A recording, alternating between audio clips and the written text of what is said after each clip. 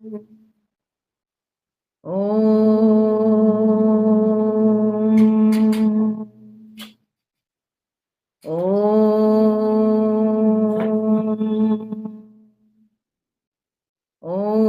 सहना भवतु सहनौ भुनक्तु सह वीर्यं करवावहै तेजस्विनावधीतमस्तु मा विद्विषावहै।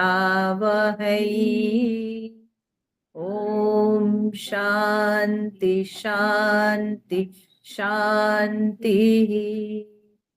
गुरुर्ब्रह्मा गुरुर्विष्णु गुरुर्देवो महेश्वरः गुरुरेव परं ब्रह्म तस्मै श्री गुरवे नमः।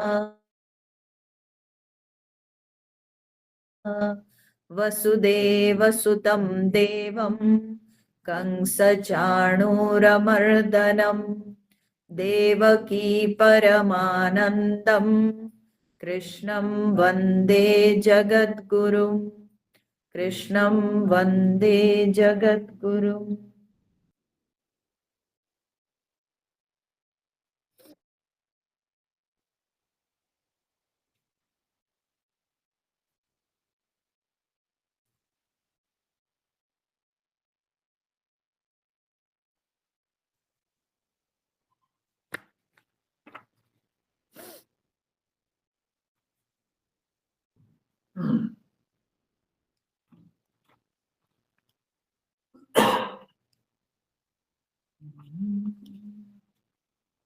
हम लोग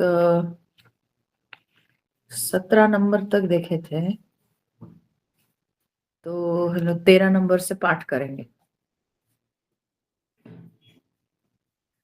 ओम श्री परमात्मने नमः। अथ पंचमोऽध्यायः।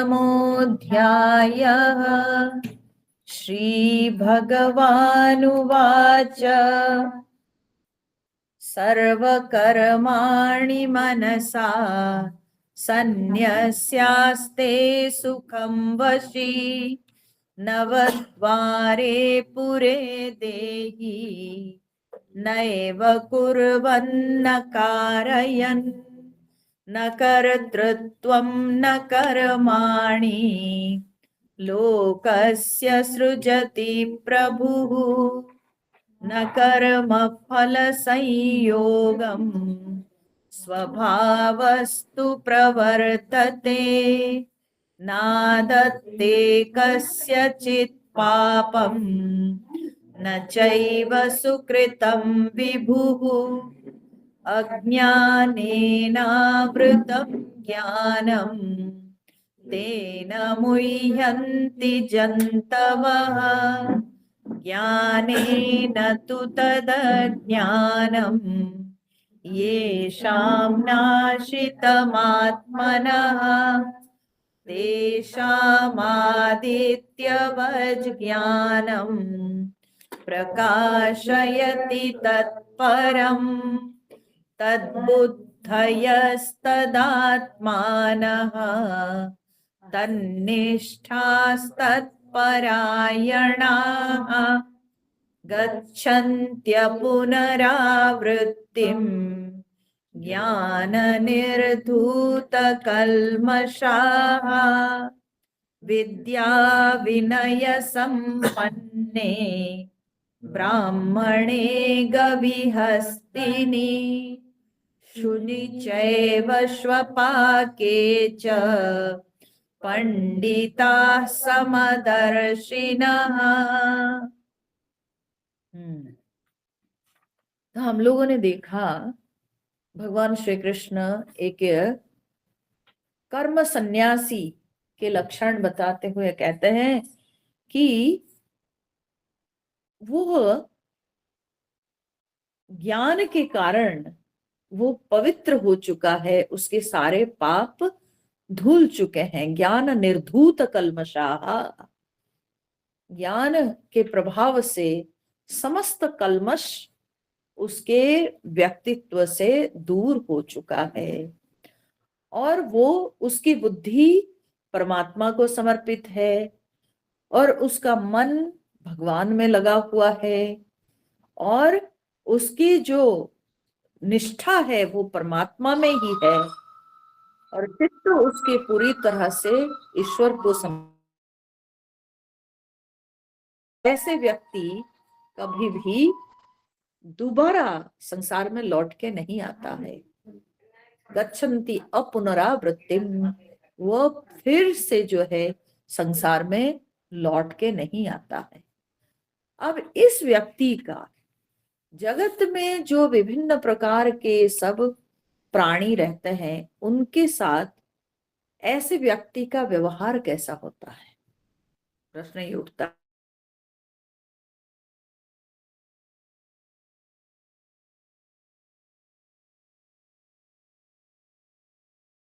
भगवान के चिंतन करती है तो ऐसे व्यक्ति का व्यवहार सारे प्राणियों के साथ कैसे होता है, वो व्यवहार करता है कि नहीं? हाँ? क्योंकि जब हम संसार में रहेंगे तो संसार में तो विभिन्न प्रकार के प्राणियों के संस्पर्श में आएंगे। तो जब अलग अलग प्राणियों के संस्पर्श में आते हैं तो कैसा इनका व्यवहार रहता है, तो उसके उत्तर देकर भगवान कहते हैं विद्या विनय संपन्ने ब्राह्मणे गवि हस्तिनी शुनि च एव स्वपाके च। तो कहते हैं विद्या विनय संपन्ने ब्राह्मणे, विद्या और विनम्रता से संपन्न ब्राह्मण में और स्वपाके, स्वपाके, स्वपाक कहा जाता है चांडाल को।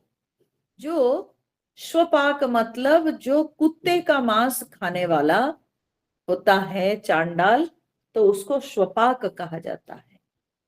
ठीक है, तो एक ब्राह्मण में और एक चांडाल में, गवी कहने से गाय में, हस्तिनी अर्थात हाथी में और शुनी मतलब कुत्ते में। ठीक है, तो कुत्ता में, गाय में और हाथी में। पंडिता समदर्शिनः, जो पंडित है वो समदर्शी होता है, वो सबके प्रति समदृष्टि रखता है। ठीक है, अब भगवान कहते हैं कि वो चाहे विद्या और विनम्रता से युक्त ब्राह्मण हो, चाहे वो चांडाल हो, वो गाय हो, हाथी हो या कुत्ता हो, तो सब में वो समदृष्टि रखता है। ठीक है, सबके प्रति समदृष्टि रखना, इसका तात्पर्य क्या है, इसको पहले ठीक तरह से हम समझे कि समदृष्टि का अर्थ क्या है। पहली बात तो ये है कि क्या सबके रूप एक है क्या? हाँ?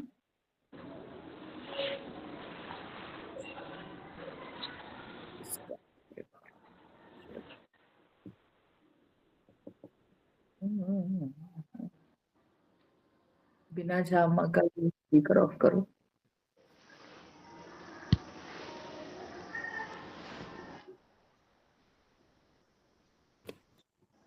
तो किसका पहले ये समझना चाहिए कि क्या सबके रूप एक जैसे हैं?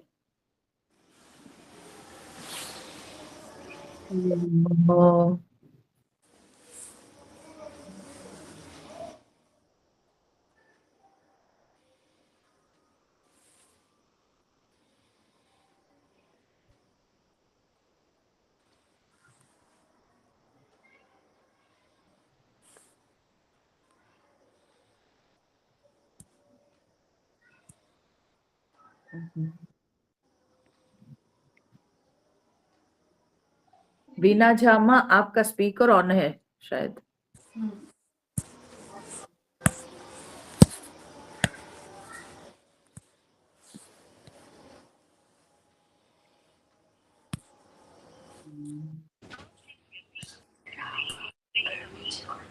अरे इतना जोर से डिस्टर्ब नहीं, इनका तो ऑफ है। इनका है, मैं शो नहीं कर रहा।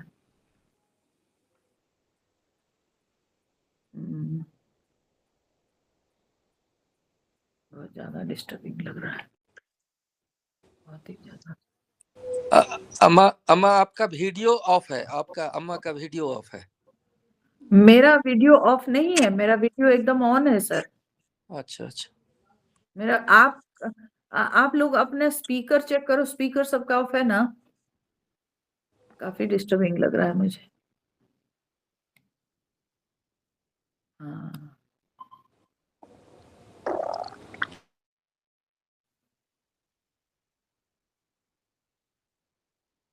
ठीक है।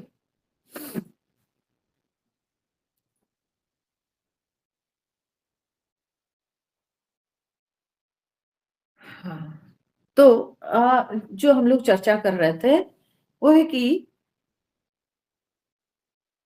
अगर हम मनुष्य योनि की बात करें तो हो सकता है कि सब मनुष्य एक प्रकार देखने के लिए है, ठीक है ना? परंतु सबके व्यवहार तो अलग अलग है ना? सबके संस्कार अलग अलग हैं। हाँ?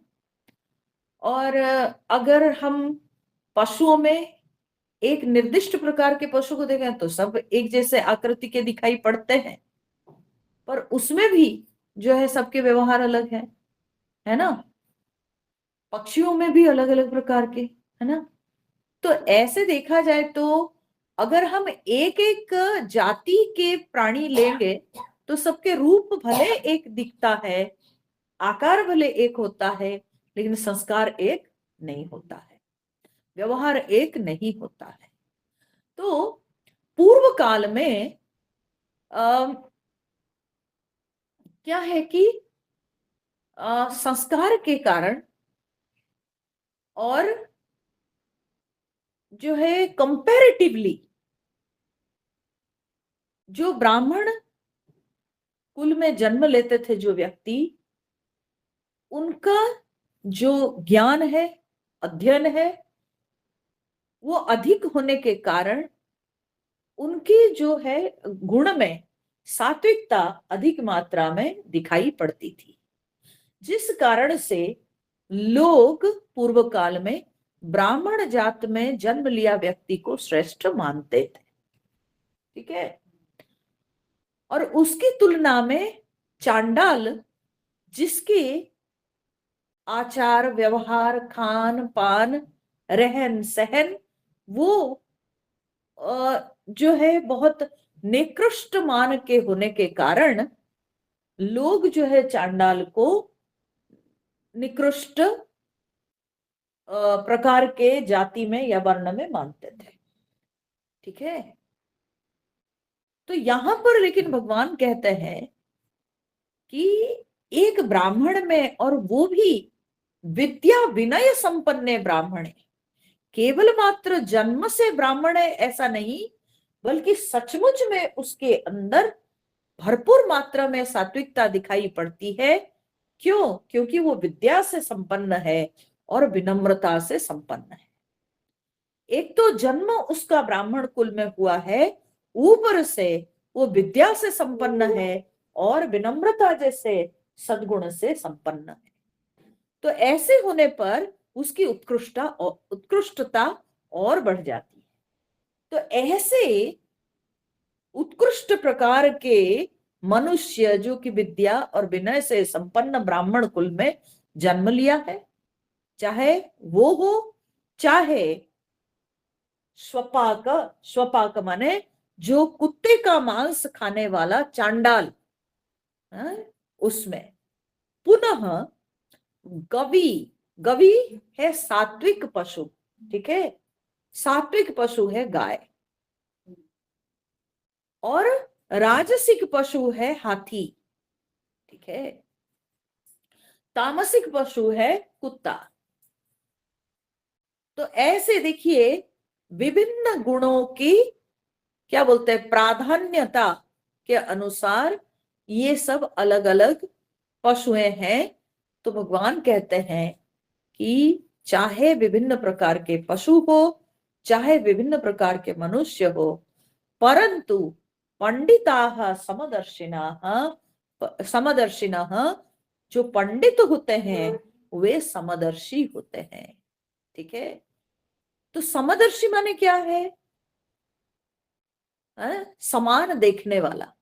तो समान देखने वाला जो मैं प्रश्न उठाई थी, सबके आकार तो एक प्रकार के नहीं है, सबके संस्कार एक प्रकार के नहीं है ना, सबके वर्ण अलग प्रकार के हो सकते हैं, व्यवहार अलग प्रकार के हो सकते हैं, हाँ, गुण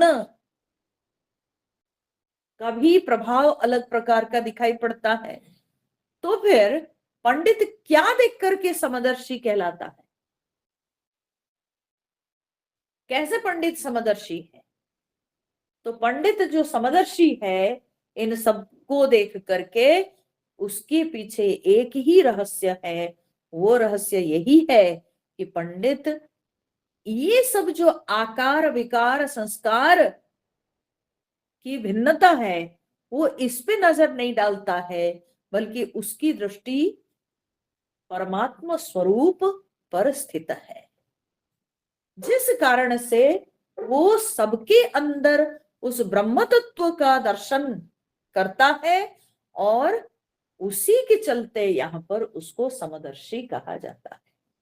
ठीक है, पंडिताः समदर्शिनः, पंडित समदर्शी है, अर्थात पंडित उस ब्रह्म स्वरूप को देखकर समदृष्टि सबके प्रति रखता है, क्योंकि परमात्मा सब में समान है, सब में समान रूप से परमात्मा विराजमान करते हैं। तो इसलिए उस परमात्मा स्वरूप को देखता हुआ वो संसार में समदर्शी रहता है। तो यहाँ पर आदिगुरु शंकराचार्य ने कहा है कि पंडित समदर्शी है परंतु समवर्तनशील नहीं है। ठीक है, वो समदर्शी है, वो सब में समान परमात्मा का दर्शन करने के कारण समदर्शी कहलाता है, परंतु वो समवर्तनशील नहीं है। अर्थात जो आसन पर वो ब्राह्मण को बिठाता है उसी आसन पर वो कुत्ते को लाके बैठाएगा नहीं। समझे? जैसे व्यवहार गाय के साथ होता है वैसे व्यवहार हाथी के साथ नहीं होगा, या वैसे व्यवहार कुत्ते के साथ नहीं होगा। तो समवर्तनशील नहीं, वर्तन मतलब व्यवहार। ठीक है, वो समदर्शी है परंतु समवर्तनशील नहीं है। समदर्शी क्यों? क्योंकि सबके अंदर एक परमात्मा स्वरूप को वो देखता है, तो इसलिए समदर्शी कहलाता है, परंतु व्यवहार सबके साथ समान नहीं हो सकता है। अगर जैसे गाय के साथ व्यवहार हम कुत्ते के साथ भी वैसे व्यवहार कर ले तब तो लोग पागल कहेंगे हमको। ठीक है, और उसका परिणाम भी अच्छा ना हो। ठीक है, परिणाम भी उसका जो है अच्छा नहीं निकलेगा। जैसे ब्राह्मण के साथ एक विद्या विनय से संपन्न ब्राह्मण, एक ज्ञानी ब्राह्मण, एक विद्वान ब्राह्मण के साथ जैसे व्यवहार होगा वैसा व्यवहार एक चांडाल के साथ नहीं हो सकता है। जो संस्कारहीन चांडाल है, जो कुत्ते का मांस खाता है, उस व्यक्ति के साथ समान व्यवहार नहीं हो सकता जैसे ब्राह्मण के साथ होता है। तो इसलिए व्यवहार में समानता की बात यहां नहीं कही गई है। दृष्टि में समानता होती है परंतु व्यवहार में समानता संभव ही नहीं। व्यवहार में समानता अगर हम दिखाएंगे तो जगत में लोग हमको पागल कहेंगे। ठीक है, और उसका परिणाम भी अच्छा नहीं होगा। तो इसलिए शंकराचार्य जी ने कहा कि वो समदर्शी हो सकता है परंतु वो समवर्तनशील नहीं होगा। ठीक है, अब इसके ऊपर एक सुंदर दृष्टांत भी दिया गया है कि एक बार एक गुरु शिष्यों को पढ़ा रहे थे आश्रम में, तो उन्होंने शिष्यों से कहा कि देखो, सबके अंदर नारायण विद्यमान है और वो नारायण का नमस्कार करना चाहिए, उस नारायण को देखकर नमस्कार करना चाहिए।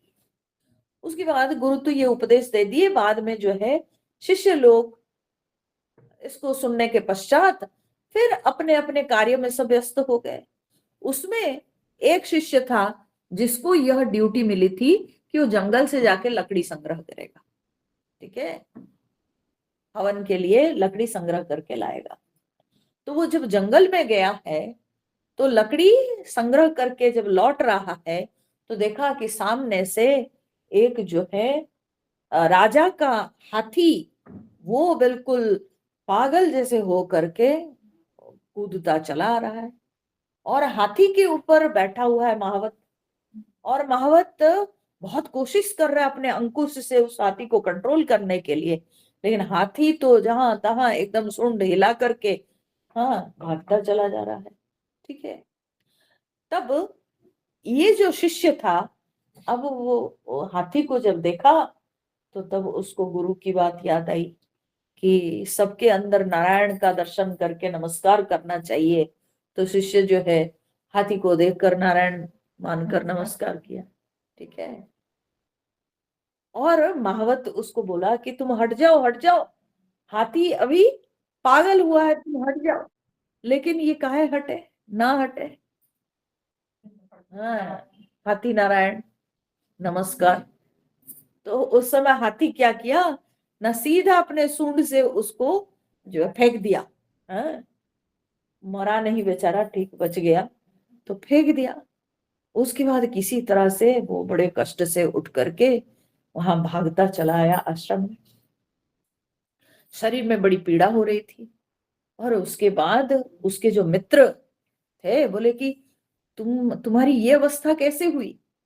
तो उसने कहा कि ऐसे ऐसे घटना घटी और गुरुजी ने कहा था कि सबके अंदर नारायण को देख के नमस्कार करना चाहिए, तो मैंने भी ऐसा ही किया। हाँ, तो गुरुजी वहां खड़े थे, सुन रहे थे पीछे से। तब गुरुजी ने कहा कि देखो, तुमको मैंने कहा था कि सबके अंदर नारायण देख के नमस्कार करना चाहिए, तुमने हाथी में नारायण देखा, तुमको महावत नारायण नहीं समझ में आया। हाँ? जब महावत नारायण कह रहे थे कि दूर हटो, दूर हटो, हाँ, तो तुमको समझ में नहीं आया। हाँ? तो हाथी नारायण पागल हुए हैं तो महावत नारायण की बात तो सुननी चाहिए ना। हाँ? तो इस तरह से जो है, अगर हम समवर्तनशील हो जाएंगे तो फिर इसका परिणाम अच्छा नहीं होता। समदर्शी हो सकते हैं परंतु समवर्तनशील नहीं हो सकते हैं, ठीक है। तो इसीलिए जहां जिस प्रकार की आवश्यकता हो वहां उस प्रकार का व्यवहार करना चाहिए। कोई व्यक्ति को अगर घर में आसन दे के बिठाकर उसको पूजा करनी चाहिए तो अच्छी बात है, उसकी पूजा कीजिए। कोई व्यक्ति को अगर बाहर बाहर से ही बात करके समाप्त करना चाहिए, हाँ, उसके साथ बातचीत, तो वही व्यवहार ही उसके साथ रखना चाहिए। यहां तक कि हम लोग रामायण पढ़ते हैं तो उसमें भी यही कहा जाता है, भगवान राम जी भी जिसको जिस तरह का व्यवहार करना चाहिए वैसे ही उन्होंने सबके साथ व्यवहार किए हैं, ठीक है। तो इसलिए समदर्शिनः का तात्पर्य है कि वे सबके अंदर ब्रह्म तत्व का दर्शन करते हैं, सबके अंदर जो परमात्मा स्वरूप है उसका दर्शन करते हैं, परंतु समान व्यवहार कदापि नहीं। समान व्यवहार का परिणाम भयावह हो सकता है, ठीक है।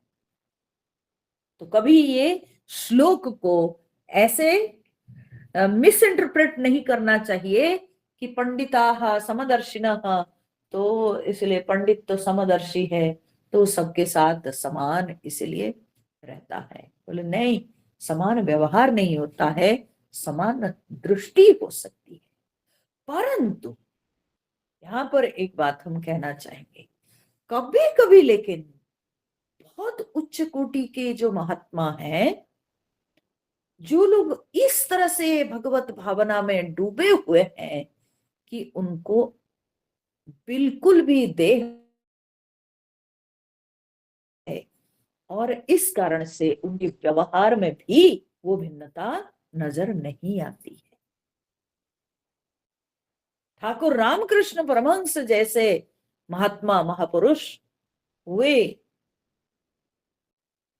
एक शुद्ध ब्राह्मण व्यक्ति कहिए, या एक कुत्ता जो पत्तल को चाट रहा है, उस पत्तल में खा रहा एक पागल, वो दोनों को समान समझते थे, वो दोनों को जो है एक रूप में देखते थे।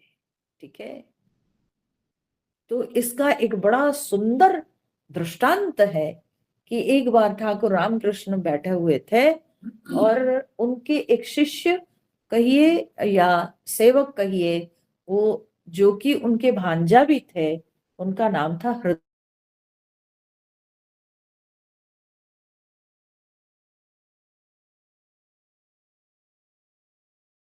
दिन की है, बैठे हुए थे ठाकुर, तो उन्होंने देखा कि एक पागल नाली के पास हाँ एक जूठा पत्तल, जिसको कुत्ता चाट रहा है, वही जूठा पत्तल से अन्न निकाल के खा रहा है पागल। और ठाकुर रामकृष्ण उसको देखकर उन्होंने कहा, अरे हृदय, जाओ जाओ, वो पागल नहीं है, वो महात्मा है, तुम जाके ज्ञान के उपाय उनसे पूछो। तो आप मुझे किस काम के लिए भेज रहे हैं? वो एक पागल आदमी जो कुत्ता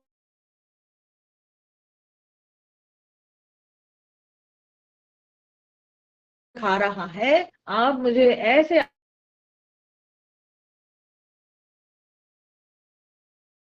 तब ठाकुर रामकृष्ण ने कहा, नहीं वो पागल नहीं है, तुम जाओ जाके ज्ञान के उपाय पूछो उनसे।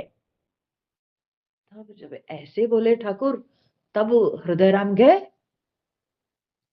और जब जाकर उन्होंने ज्ञान के उपाय पूछे कि महात्मा जी आप मुझे बताओ कि कैसे ज्ञान हो सकता है, तब वो देख करके वो पागल सा लगता था जो व्यक्ति, वो उठ के भागने लगे।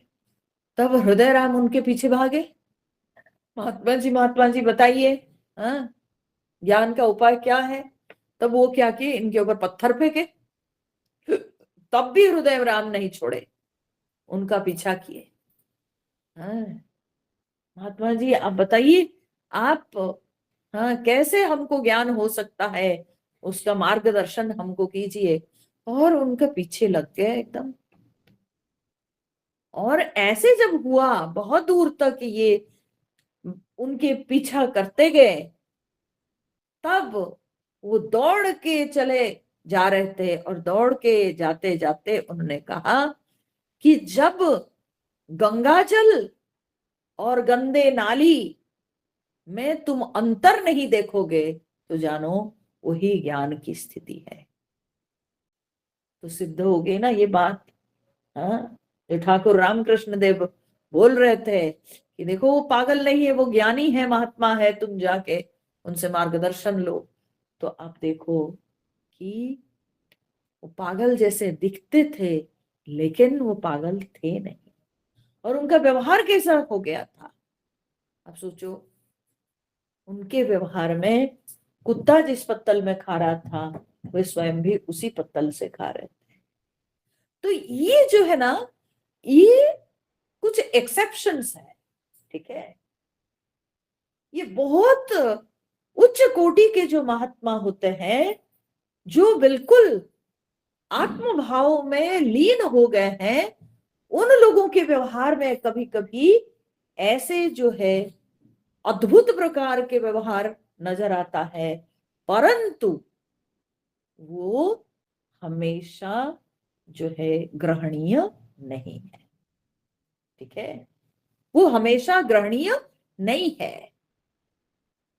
पंडित समदर्शी हो सकता है, परंतु समवर्तनशील नहीं हो सकता है।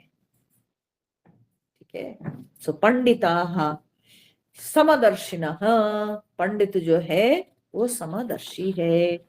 अब ये कहने के पश्चात भगवान आगे कहते हैं कि वो पंडित जो कि समदर्शी है, तो तब वे संसार में किस भाव में स्थित है, तो उसको भगवान सूचित करते हैं नेक्स्ट श्लोक में। इहैव तैर्जितः सर्गः येषां साम्ये स्थितं मनः निर्दोषं हि समं ब्रह्म तस्माद् ब्रह्मणि ते स्थिताः। इहैव तैर्जितः सर्गः येषां साम्ये स्थितं मनः निर्दोषं हि समं ब्रह्म तस्माद् ब्रह्मणि ते स्थिताः। बोले कि इह एव तैहि जितः सर्गः येषां साम्ये स्थितं मनः। बोले येषां मनः साम्ये स्थितम्, येषां मनः, जिनका मन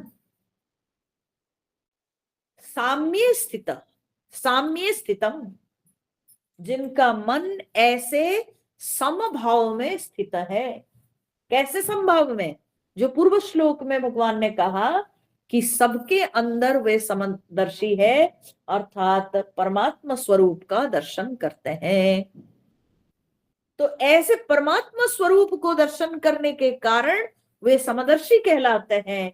तो जिनके मन ऐसे समभाव में स्थित है, तो भगवान कहते हैं इह एव तैहि जितः सर्गः, तैहि इह एव जितः सर्गः।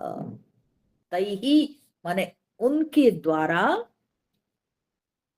इह एव जितः सर्गः, उनके द्वारा यहीं पर सर्गः जितः। ठीक है, सर्गः, सर्ग कहने का अर्थ है ये जो नाम रूपात्मक सृष्टि, ठीक है, ये संसार, सर्गः जितः, ये संसार उनके द्वारा जीता हुआ है। जिनके मन ऐसे समता में स्थित है, उन व्यक्तियों के द्वारा यही यह एव माने इसी जन्म में यहीं पर रहते हुए उनके द्वारा ये संपूर्ण संसार, ये नाम रूपात्मक जगत जीता हुआ है। ठीक है, क्यों? क्योंकि जब समता में स्थित हो जाता है व्यक्ति, तब जो बातें उसको पीड़ा पहुंचाती है, वैसी बातें वो दूसरों के साथ नहीं करते हैं। जो व्यवहार उनको कष्ट लगता है, वो व्यवहार को वे दूसरों के साथ नहीं करते हैं। ठीक है, समता में स्थित है तो वे इस बात को अच्छी तरह से समझते हैं कि जो बात, जो व्यवहार हमको अच्छा नहीं लगता है, कष्ट देता है, तो हम दूसरों के साथ कैसे वो व्यवहार, वो बातें कर सकते हैं। अच्छा, इस संसार में कुछ ऐसे लोग मिलते हैं, बहुत आश्चर्य लगता है, बड़ा अद्भुत लगता है कि वे अपेक्षा करते हैं कि दूसरे लोग उनको बहुत सम्मान करते हुए उनके साथ बातचीत करें, व्यवहार करें, परंतु वे लोग दूसरों के साथ बड़े कटु बातें करते हैं। उनके व्यवहार में बड़ी रुक्षता दिखती है। तो वे समझ नहीं पाते हैं कि जब हम दूसरों से अपेक्षा करते हैं कि हमको कोई मीठा वचन बोले, हमारे साथ कोई सुंदर व्यवहार करे, तो फिर हमको भी दूसरों के साथ वैसे ही व्यवहार करना चाहिए, वैसी बोली बोलना चाहिए। समझ रहे हैं? तो ये समता का लक्षण है। जब व्यक्ति के अंदर यह समभावना आ जाती है या समदृष्टि आ जाती है, तब वो दूसरों के साथ वो व्यवहार नहीं करता है जो उसको कष्ट देता है। ठीक है? दूसरे को पीड़ा पहुंचाने वाला व्यवहार वो नहीं करता है। जो व्यवहार से उसको पीड़ा मिलती है, वो कदापि दूसरे के साथ वो आचरण नहीं करता। तो ऐसे व्यक्ति, इह एव जितः सर्गः, वो यही इसी जन्म में ही वो संसार को जीत लिया है। ठीक है? नहीं जीतेगा, क्योंकि उसके व्यवहार में इतनी कोमलता, इतनी मृदुता आ जाती है। दूसरों को कष्ट पहुंचाने वाला व्यवहार उनके द्वारा हो नहीं पाता। तो इस कारण से संसार के सारे प्राणी उसके तरफ आकर्षित होते हैं। संसार के सारे प्राणी उससे प्रेम भाव रखते हैं, वो भी दूसरों के साथ प्रेम भाव रखता है, और संसार में सब प्राणी उसके प्रति प्रेम भाव रखते हैं। इसी को कहते हैं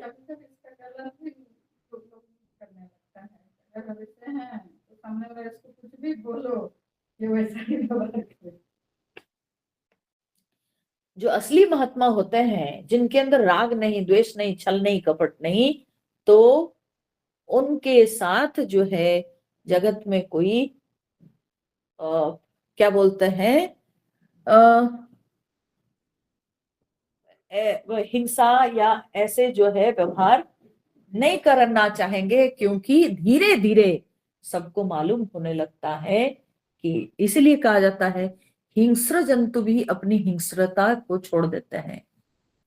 ऐसे लोगों के संस्पर्श में जब हिंस्र जंतु भी आते हैं ना, तो वे भी अपनी हिंसा भाव को छोड़ देते हैं, त्याग देते हैं। कितने ऐसे उदाहरण हमको महात्माओं के जीवनी से प्राप्त होते हैं।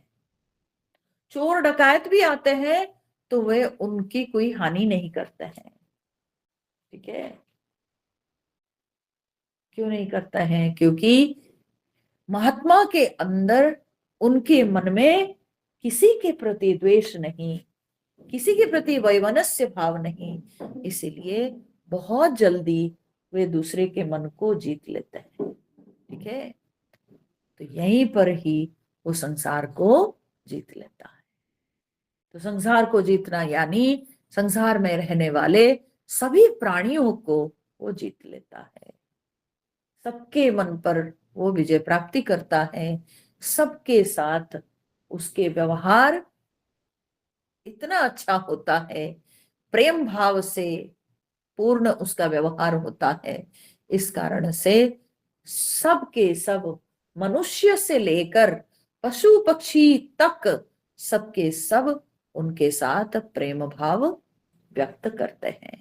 यही तर्जित सर्गः येषाम साम्ये स्थितम मनः निर्दोषम ही समम ब्रह्म। ऐसा कैसे होता है?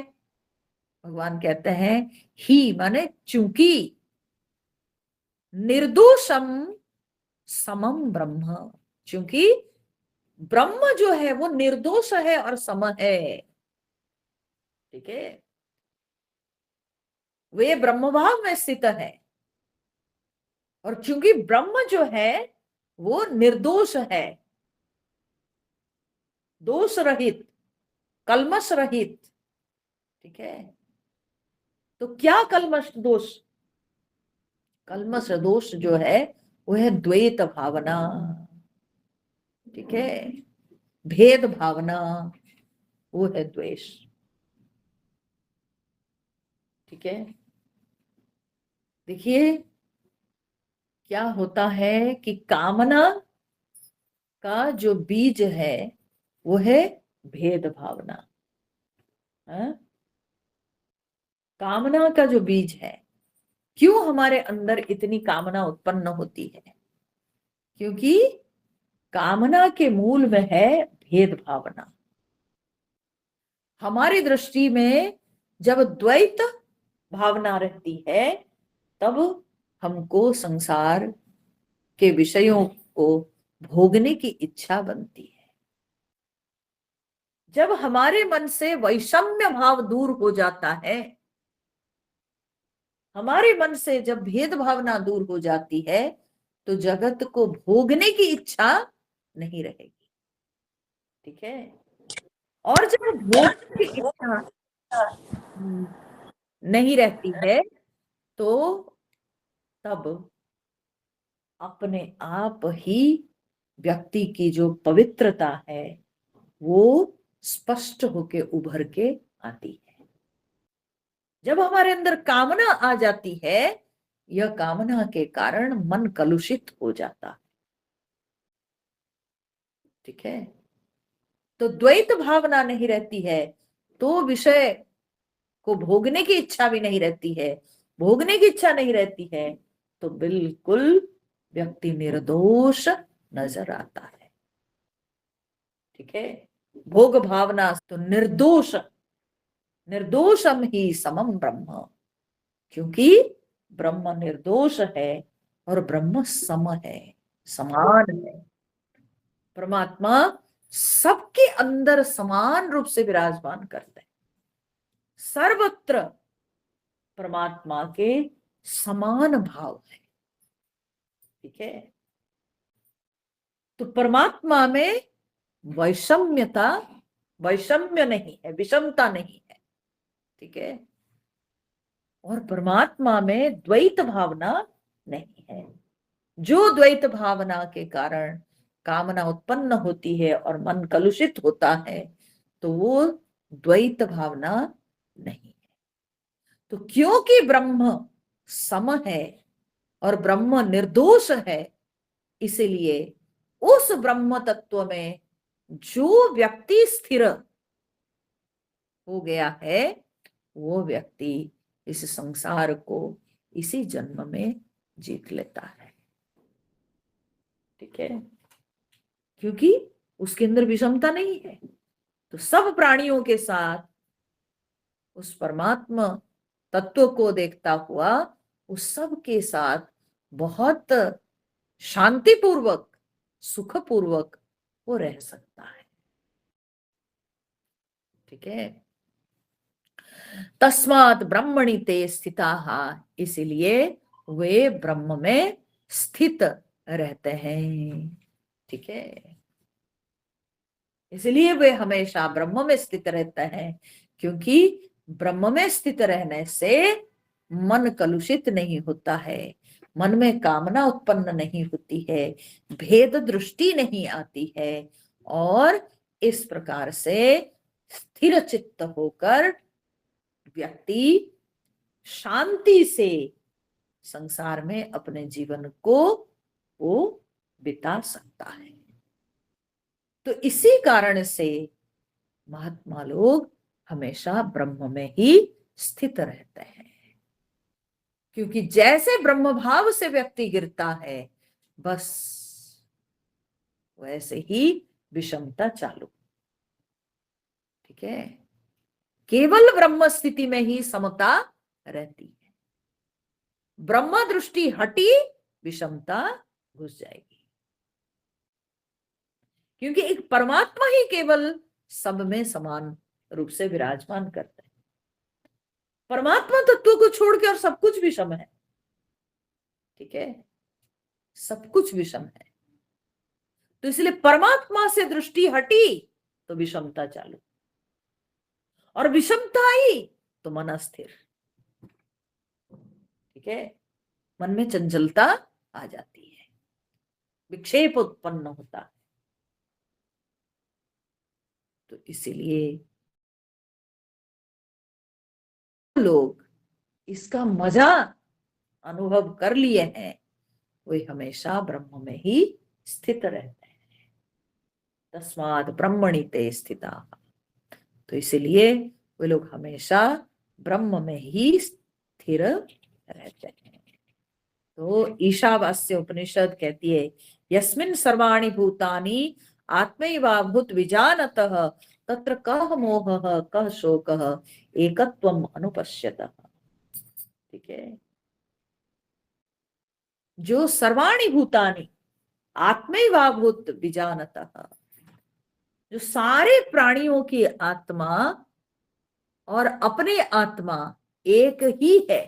ठीक है, सबकी आत्मा मेरी आत्मा है, ऐसे जो समझ जाता है तत्र कह मोह कह शोक, उसको मोह कहा शोक कहा, एकत्वम अनुपश्यतः, वो तो एकता को अनुभव करता है, एकता का दर्शन करता है कि सब में एक आत्मा ही विराजमान करता है और वही आत्मा ही ब्रह्म है, इसमें कोई संदेह नहीं। तो ऐसे जो व्यक्ति एकता का अनुभव करता है तो उसमें मोह कहाँ ना शोक कहाँ। ठीक है, तो तब उसको प्रिय अप्रिय से कोई मतलब नहीं रह जाएगा, उसके लिए कोई प्रिय नहीं कोई अप्रिय नहीं। तो भगवान इस भाव को ध्यान में रख करके कहते हैं आगे के श्लोक में, न प्रहृष्येत् प्रियं प्राप्य नोद्विजेत् प्राप्य च प्रियं स्थिरबुद्धिरसम्मूढः ब्रह्मविद् ब्रह्मणि स्थितः न प्रहृष्येत् प्रियं प्राप्य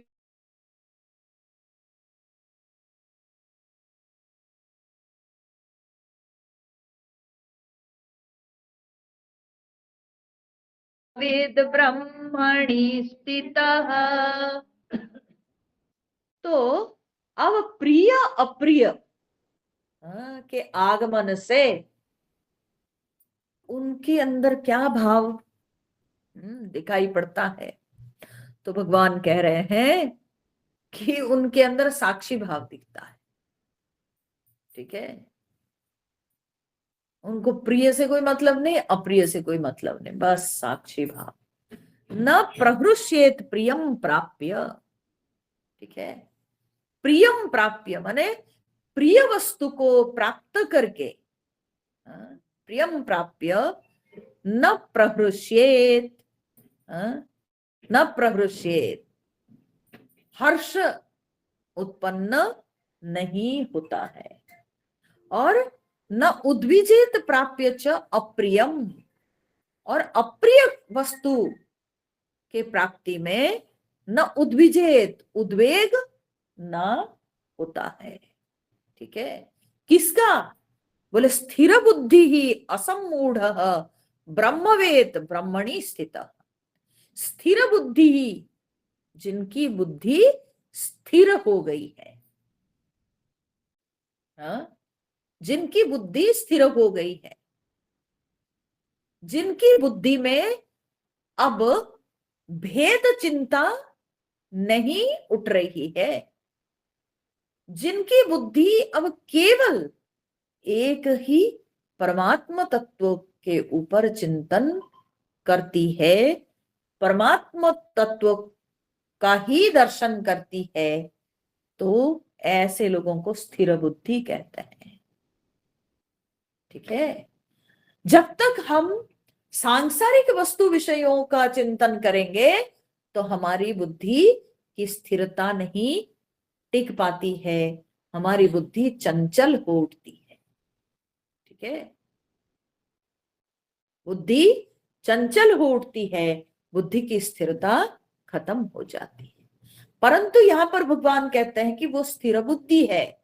स्थिर बुद्धि मतलब बुद्धि के अंदर अब कोई सांसारिक विषयों की चिंता नहीं, बल्कि वो केवल परमात्मा स्वरूप का चिंतन करता है। तो जब परमात्मा स्वरूप का चिंतन हो, क्योंकि विषयों की चिंता में क्या होती है, विषय अनेक हैं, विषय अनेक हैं। तो जब विषयों की चिंता में बुद्धि लिप्त होती है, तब उसकी चिंताएं भी अनेक प्रकार की होगी, असंख्य चिंताओं से वो घिरा रहेगा। ठीक है। परंतु जब परमात्मा की चिंतन होता है तो परमात्मा एक है, ईश्वर एक है। ठीक है। तो ईश्वर एक होने के कारण उसके चिंतन भी एक चिंतन ही रहेगा। अब उसके चिंतन में विषमता नहीं दिखाई पड़ेगी, उसके चिंतन विरल चिंतन नहीं होगा, सरल चिंतन हो जाता है। ये सरल विरल क्या होते हैं, ये भगवान रमण महर्षि ने कहा है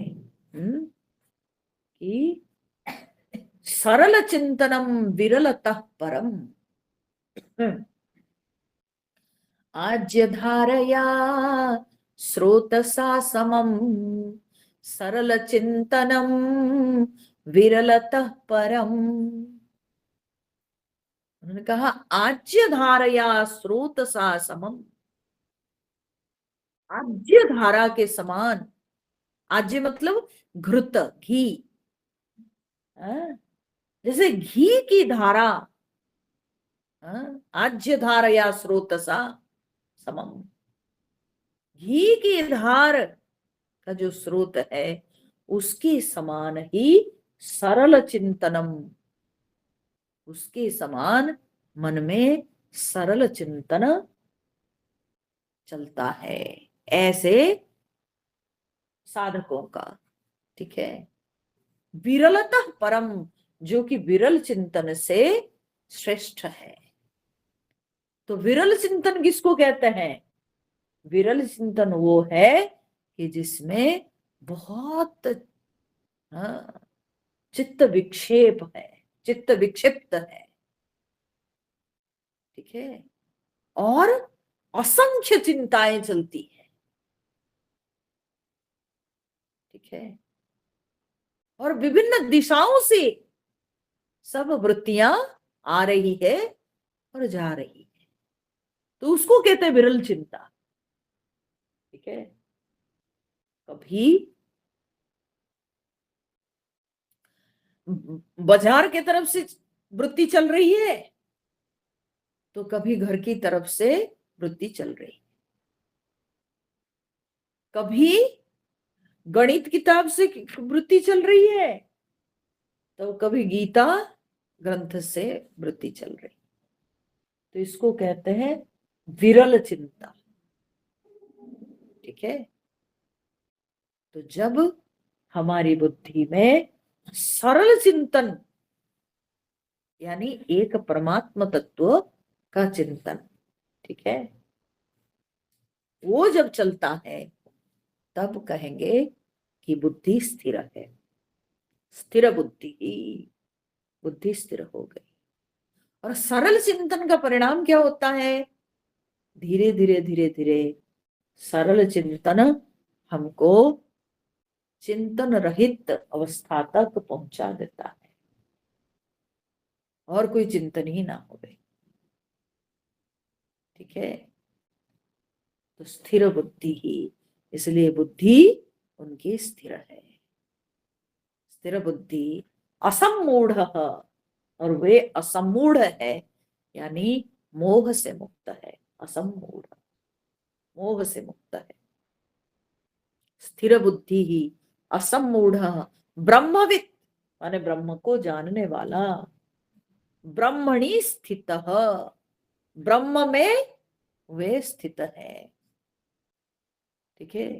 ये चारों के चारों विशेषण एक ही वो कर्म सन्यासी के लिए है। ठीक है। स्थिर बुद्धि ही, असम्मूढ़, ब्रह्मवेद और ब्रह्मणि स्थित। ठीक है। तो ऐसे जो कर्म सन्यासी है वह साक्षी भाव में रहता है। साक्षी भाव मतलब क्या है? कुछ भी आए जाए वो उससे प्रभावित नहीं होता है। न प्रहृष्येत प्रियम प्राप्य नोद्विजेत प्राप्य च अप्रियम। प्रिय को प्राप्त करके वो हर्षान्वित नहीं हो जाता है और अप्रिय को प्राप्त करके वो उद्वेग को प्राप्त नहीं होता। ठीक है। प्रिय को प्राप्त करके वो बड़ा खुश नहीं हो जाता है, अप्रिय को प्राप्त करके वो मायूस नहीं हो जाता है। तो ये कैसी अवस्था है? ये साक्षी भाव है। बिल्कुल, चाहे प्रिय आए चाहे अप्रिय आए, हाँ, प्रिय के आने से भी खुश नहीं, अप्रिय के जाने से भी खुश नहीं। ये उसके अंदर बिल्कुल नहीं दिखता है कि प्रिय अप्रिय वस्तु के आना जाना, ये तो संसार में हर वस्तु का जो है आना जाना लगा हुआ है, कोई टिकाऊ नहीं। तो इसलिए इन अनित्य अशाश्वत संसार के पीछे वो भागता नहीं, बल्कि वो साक्षी भाव में स्थिर है। तो जिसकी बुद्धि स्थिर है, जो असम्मूढ़ है, जो ब्रह्म को जानने वाला, जो ब्रह्म में स्थित है, वो प्रिय को प्राप्त करके हर्ष को नहीं प्राप्त होना चाहिए, अप्रिय को प्राप्त करके मायूसी नहीं अनुभव करना चाहिए। ठीक है, ऐसे व्यक्ति को। तो भगवान ये साक्षी भाव को दर्शा रहे हैं। ठीक है, ये असलियत में ये साक्षी भाव ही हुआ कि द्वंद्व में बिल्कुल स्थिर रहना। तो द्वंद्व में स्थिर रहना, चाहे प्रिय चाहे अप्रिय, हाँ? और वो वस्तु हो सकती है या वो व्यक्ति भी हो सकता है, हाँ? प्रिय को प्राप्त करके हर्ष को नहीं प्राप्त होता है, वो प्रिय वस्तु हो सकता है, वस्तु हो सकती है, या प्रिय व्यक्ति हो सकता है। ठीक है।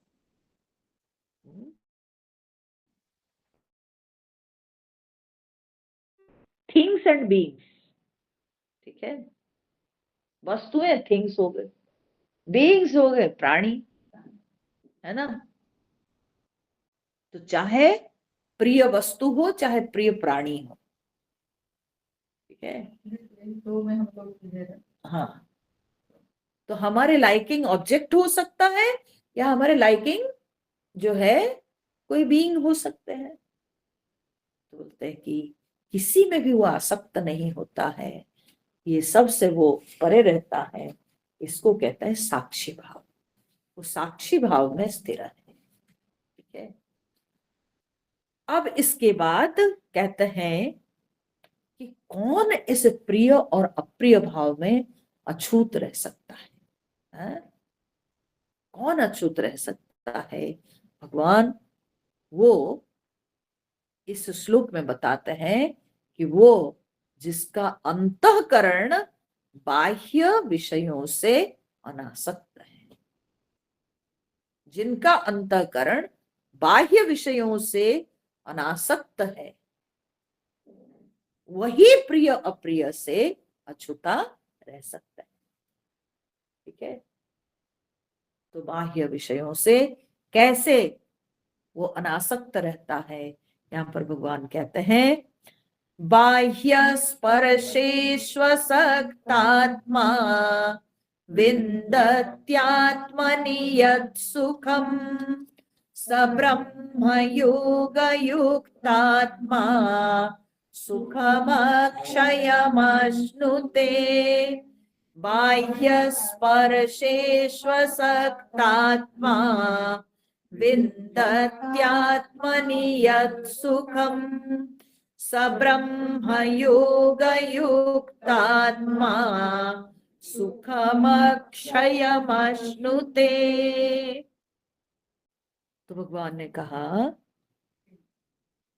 कि बाह्य स्पर्शेषु असक्तात्मा, बाह्य स्पर्शेषु, बाहर के स्पर्शों में असक्तात्मा, वो अनासक्त है। हाँ? असक्त आत्मा, आत्मा माने मन, अंतःकरण, उसके अंतःकरण अनासक्त है। किससे? ना बाहर के स्पर्श, स्पर्श मतलब यहां पर क्या है? यहां पर स्पर्श शब्द का अर्थ केवल जो है चर्म के विषय की बात नहीं कही जा रही है। स्पर्श के विस्तृत अर्थ अगर हम ले तो शंकराचार्य जी ने कहा स्पृश्यते इति स्पर्श, जिसको छुआ जाता है उसको स्पर्श कहते हैं। तो किसको छुआ जाता है? ना विषयों को छुआ जाता है,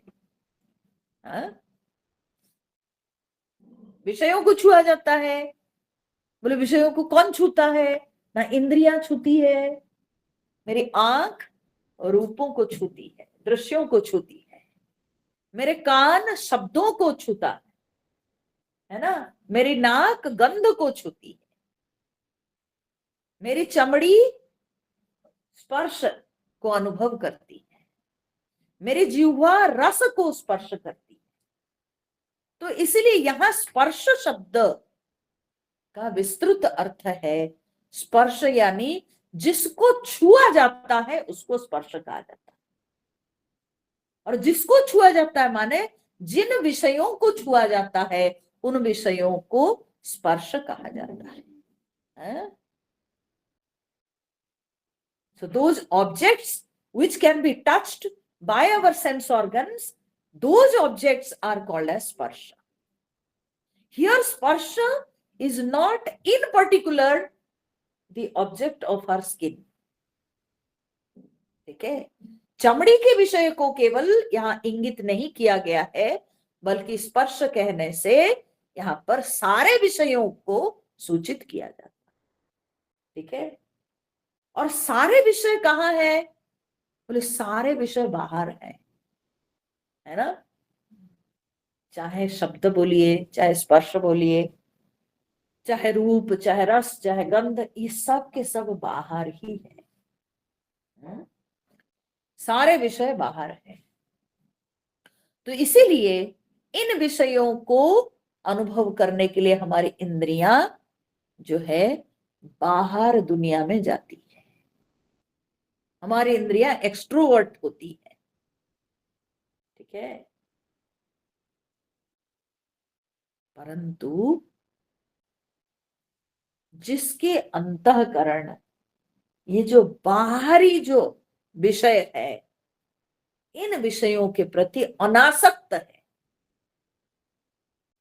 because there is an attraction in our mind for the objects outside, that is why our sense organs are running after or indulging in the objects. But if there is no liking for the objects in our mind, then why should why should our sense organs go after those objects? क्यों जाएगा? हमारी इंद्रियां क्यों जाएगी? क्योंकि मेरे मन में जब कोई आसक्ति है ही नहीं तो मेरी इंद्रियां भी उन विषयों की ओर प्रवृत्त नहीं होगी। मेरी इंद्रियां विषयों की ओर प्रवृत्त होती है का अर्थ है कि मेरे मन में उन विषयों के प्रति आसक्ति है। ठीक है, तो भगवान यहां कहते हैं बाह्य स्पर्शेषु असक्त आत्मा, बाह्य विषयों से जिसके अंतःकरण अनासक्त है। और वो कौन है? बोले जिनके बारे में अब तक बोलते आ रहे हैं। ठीक है, वही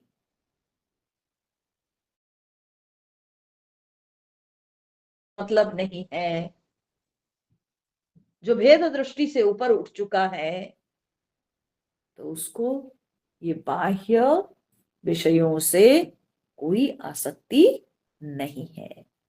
और इसके चलते क्या मिलता है उसको?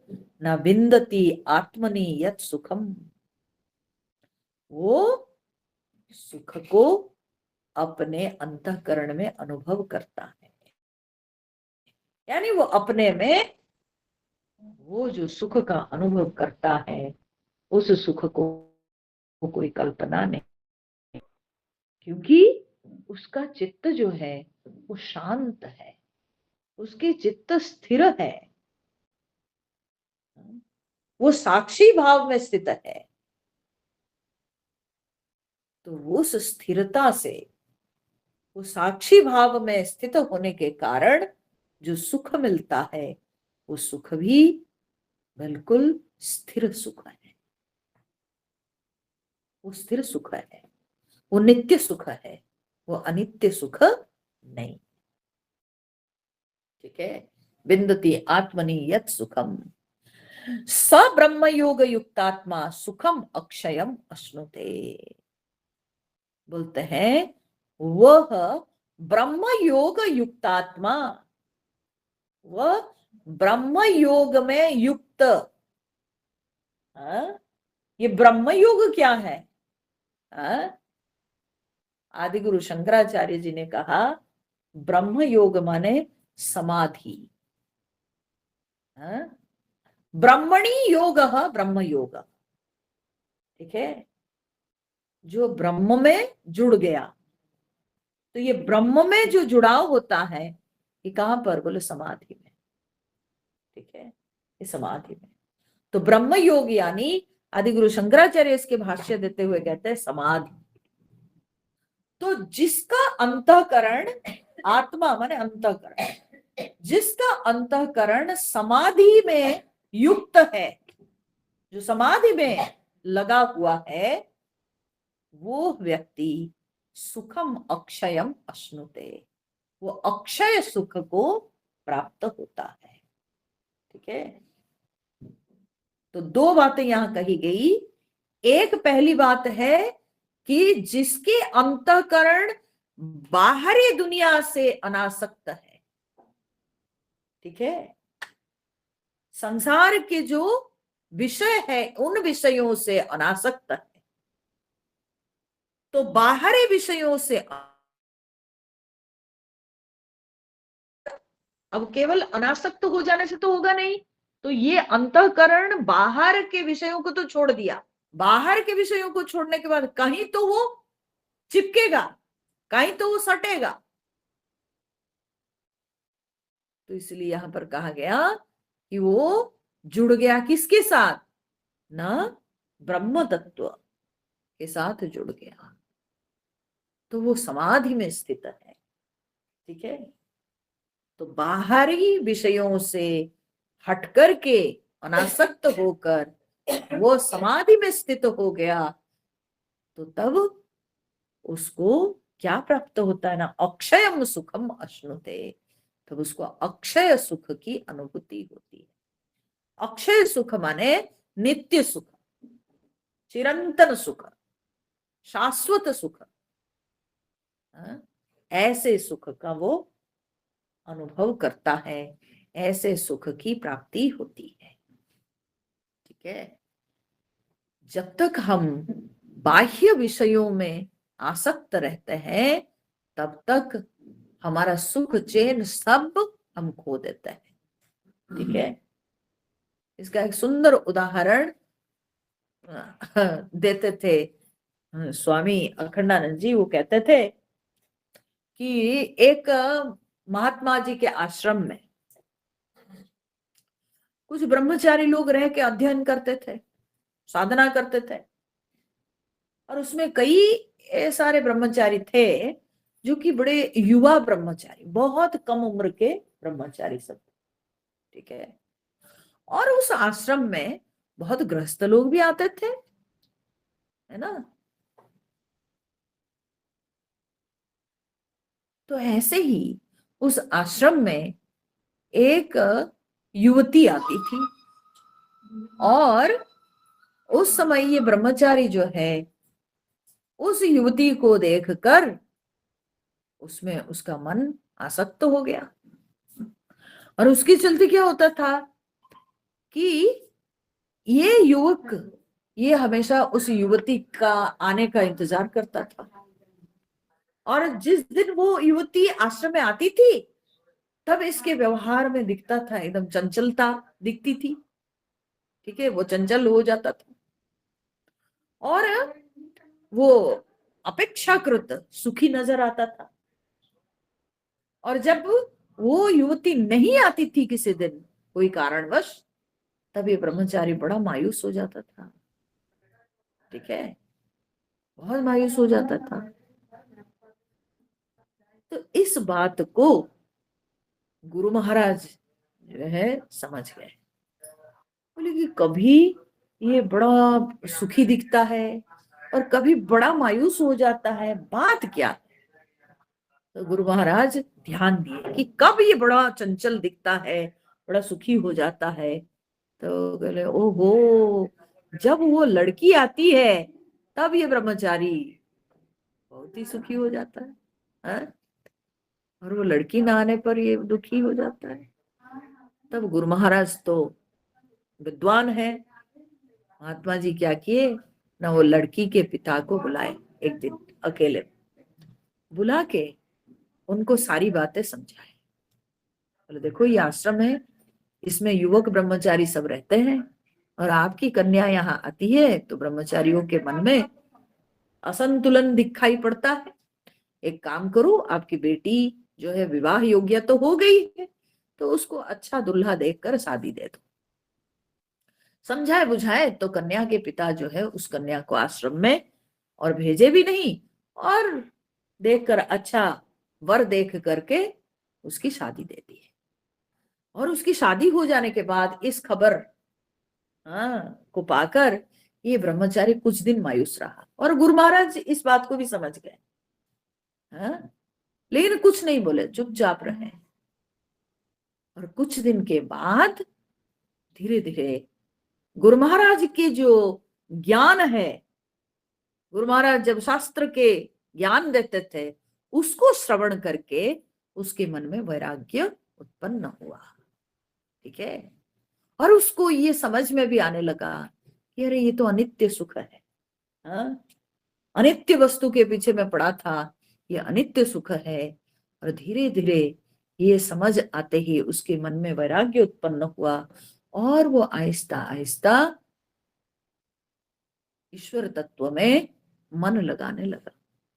ठीक है, और धीरे धीरे धीरे धीरे करके वो ये सब जो दोष दुर्गुण है ये सबसे ऊपर उठा और तब उसको बहुत ही आनंद अनुभव होने लगा।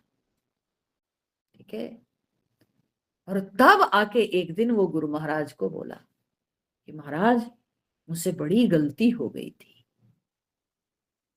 तो गुरु महाराज ने पूछा क्या क्या हुआ था, तो सारी बातें वो सुनाया। तो गुरु महाराज बोले अरे बुद्धू, मैं ये सब जान गया था और तुम्ही को बचाने के लिए ही मैं ये प्लान किया था।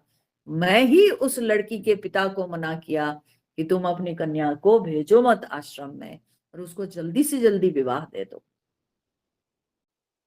तुम्ही को बचाने के लिए।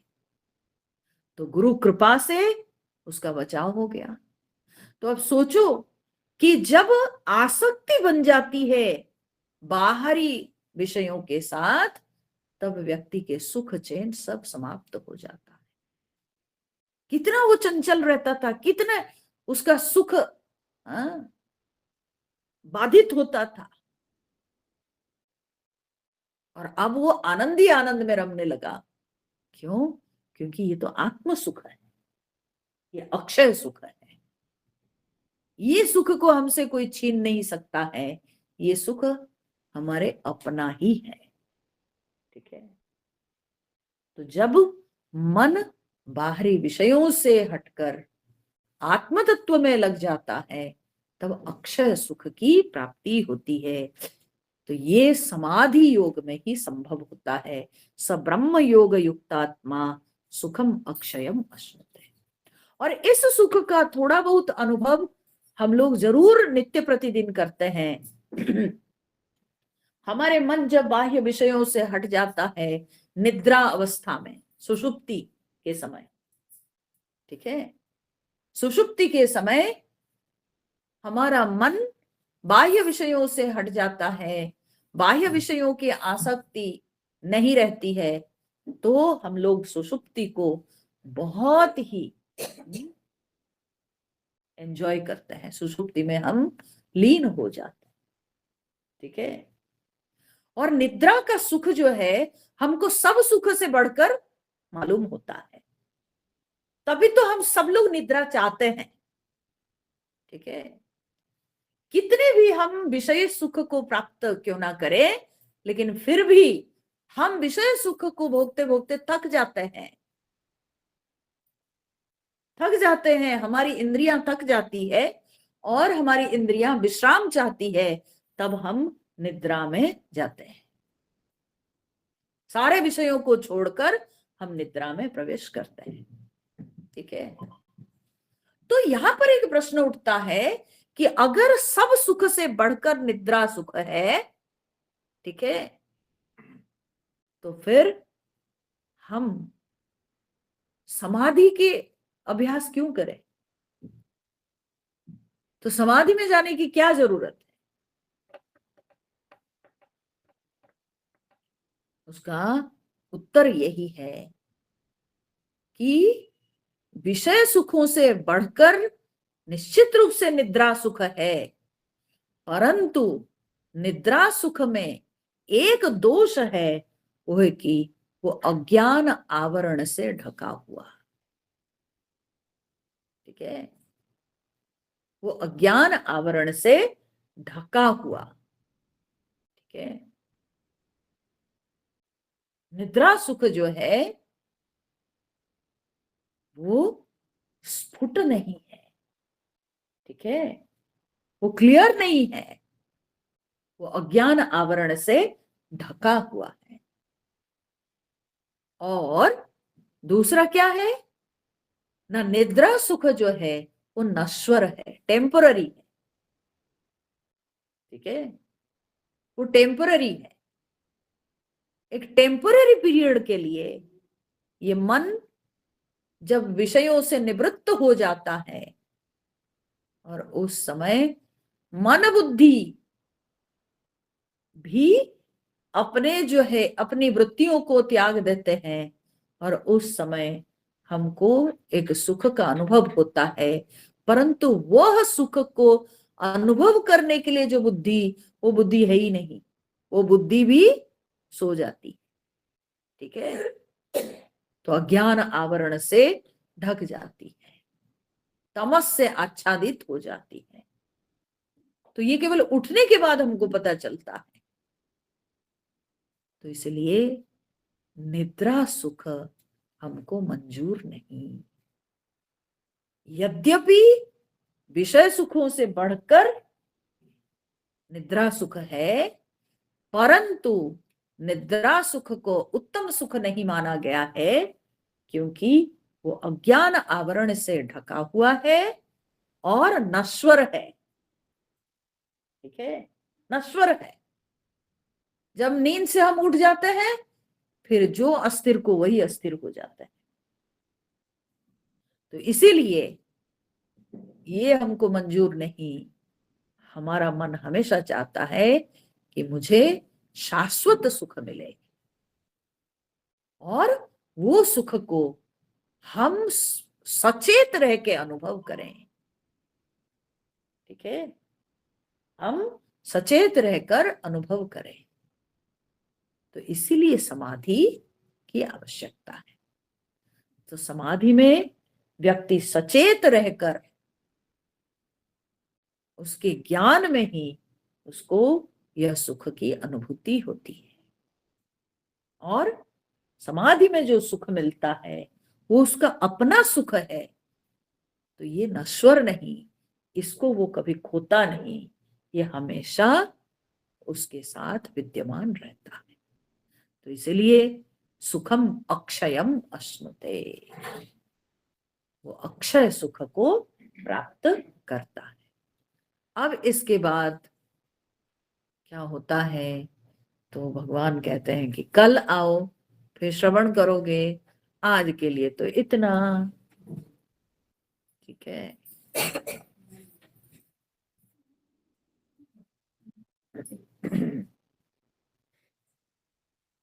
ओम पूर्णमद पूर्णमिदं पूर्णात् पूर्णमुदच्यते पूर्णस्य पूर्णमादाय पूर्णमेवावशिष्यते। ओम शांति शांति शांति। हरिः ओम श्री गुरुभ्यो नमः। हरिः ओम।